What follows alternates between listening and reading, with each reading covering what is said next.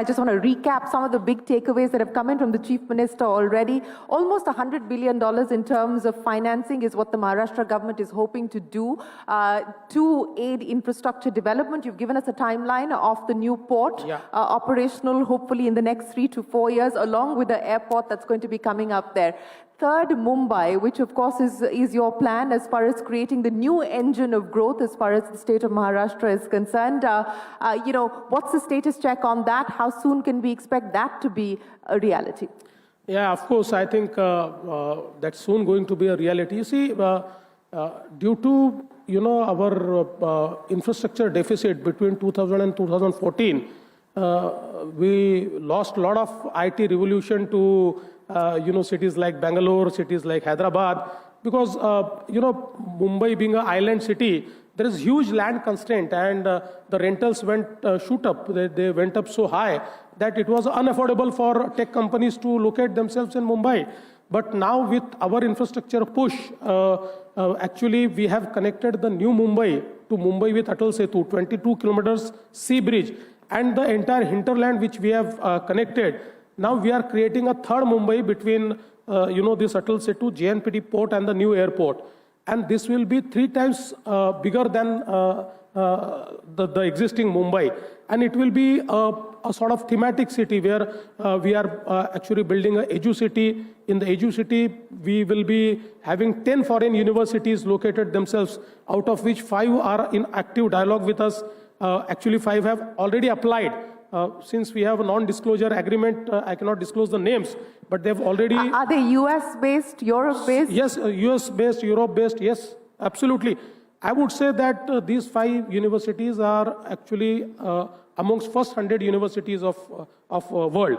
So we are creating a Edu city, we are creating a health city, we are creating a innovation city. Now this innovation city is a concept where we want to bring entire innovation ecosystem at one place. It's actually 300-acre city where entire innovation will be hosted. And Mr. N. Chandrasekharan of Tata Sons, he has actually volunteered to create a framework around this city. And now we are actually actively talking to many stakeholders. And the moment I announced it, who's who from global community has contacted me, and they have shown interest that they want to locate themselves in this city. So we are creating innovation city there.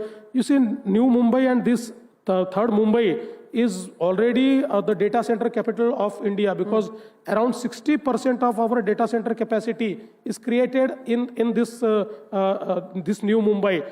So I think that it will be a very exciting city where you'll see a lot of technology. And of course, the biggest benefit to this city is that, the rentals or the cost of, property is at least, 50% less than Mumbai. So it is affordable city. We lost all this IT revolution because of the rentals. Now, the entire real estate which is getting created there is affordable. And also we are creating a huge, ecosystem for GCCs at this third city. And having said that, we are not stopping at the third Mumbai. Now we will be building fourth Mumbai around Vadhavan, because, Vadhavan is one area where we are creating port, we are creating airport. The bullet train also stops at Vadhavan, and our coastal road, which now, Bandra Versova we are creating, Versova to Bhayandar we are creating, Bhayandar to Uttan we are creating, from Uttan to Virar. So this entire western coast will be joined by the coastal road. So see the ecosystem which we are creating, that at one point there is a port, there is an airport, there is a bullet train station, and there is a road which is connected. And all this, the bullet train and this road will bring you to Mumbai. Bullet train will bring you to BKC in 20-25 minutes, and this road will bring you to Mumbai in 40-45 minutes. The question is, when will it bring us to BKC in 45 minutes?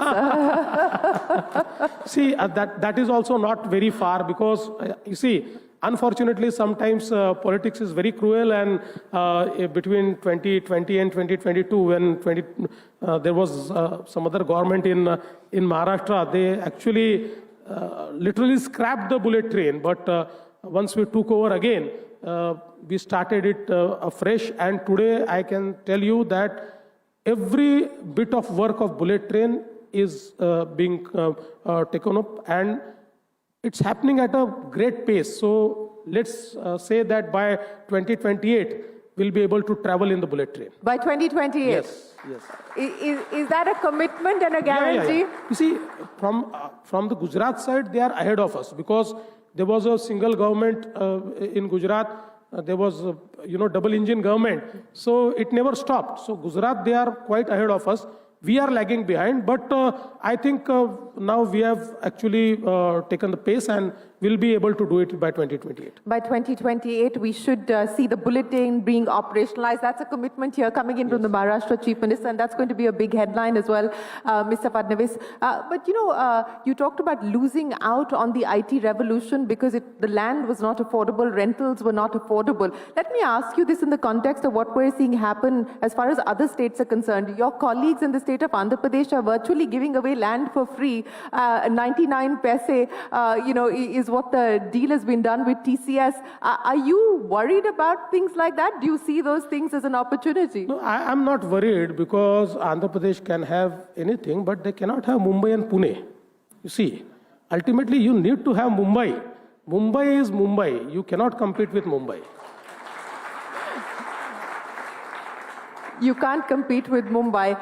But, in order for all of this to be a reality, I think sustainability is also going to have to be key to the aspirations of growing the city, whether it's into 3 or 4 new cities as well. So from that perspective, Mr. Fadnavis, what will the state government be prioritizing to ensure that growth is sustainable?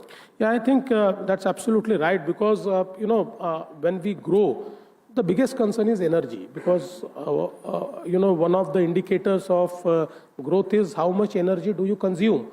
And today we are somewhere around, the installed capacity in Maharashtra is somewhere around 46 gigawatt. And by 2030, it will be around 82 gigawatts. So almost double. We have already started working on that. But I must tell you that in this capacity addition, the addition will be mostly the green energy. See, today our entire energy mix in Maharashtra is just 21% renewable, and rest all is from fossils. But by 2030, our 52% energy will come from renewables. So there's a huge push on renewable. By next year, by the end of 2026, by December 2026, our entire agriculture demand, which is around 16 gigawatt, will come from solar. We have already started, it is India's biggest distributed solar scheme, which we have started, Mukhyamantri Saur Krishi Vahini, where around 3,000 feeders are being solarized, and already we have finished around 4,000 megawatt, and by end of 2026, it will be 16,000 megawatt. So we are giving huge push to solar, to wind, to also PSP, because of the Western Ghat, we have a huge opportunity into pump storage. So we are doing pump storage. We are doing now. We are working around green hydrogen. So I think on sustainability, especially when you look at power, we are doing a good work. And along with that, the second biggest polluter is public transport. So now we are actually transforming entire our public transport into green. We are using CNG, we are using EV. The biggest order of EV to all the EV manufacturers has gone from the state of Maharashtra. Actually, right now we have a huge requirement, but the manufacturers are not able to provide our requirement. So we are actually totally transiting our entire public transport. And again, because of the EV revolution which is happening in our country, I think that by 2030, even the private cars and the two-wheelers will be mostly EV, because now a lot of push is being given to EV, and the costs are also coming down. So I think on sustainability, it is our focal area, and we are doing it. Well, you're talking about the EV revolution, Mr. Fadnavis. So let me ask you, is Maharashtra going to be part of Elon Musk's plan for India?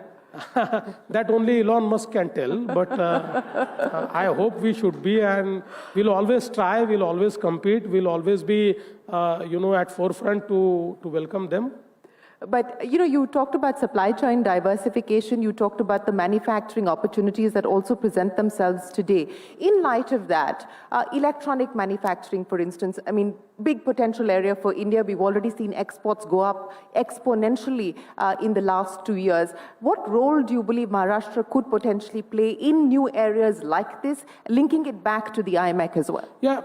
You see, of course, if you look at the investments which have come into Maharashtra, whether it is Toyota, whether it is JSW, whether it is Ather, all the Mahindra, all those are into EV have actually come to Maharashtra. In fact, Maharashtra has become the EV capital, and basically with EV ecosystem and with our port capacity which we are creating, and with the entire seamless logistics plan which we have created, I think IMEC will be a game changer for us, for our EV plans, for our to become. Today we aspire to become the EV champions of India. But tomorrow we can aspire to become EV champions of this entire region, and that's what we are aiming at. So what would you prioritize as far as the next steps are concerned? Many of the game-changing opportunities that you just spoke of, but in order of priority, what would the top 3 be? No, I think as I've already told you that the priority will be, of course, advanced manufacturing is priority, EV is our priority, Agri-Tech is our priority. So I think there's a huge business opportunity which I can see because of this connected world, because of this connectivity, and all of us know that India once was very prosperous because of this route. This is an old route. It's not something which is reinvented. It's an old route. So I think that I am looking at the same prosperity. It's not just for India, but for all the participating countries. But India can be at the forefront. So in that endeavor, we want to be part of it. We want to lead it in India. Well, Mr. Fadnavis, it's been an absolute pleasure. Thank you very much for joining us here this morning. Thank you so much. Outlining for us the plans that you have for Maharashtra as being at the forefront of taking the IMEC future forward, and how you intend to be future ready for when IMEC is a reality. Ladies and gentlemen, the Chief Minister of Maharashtra, thank you very much for joining us here this morning.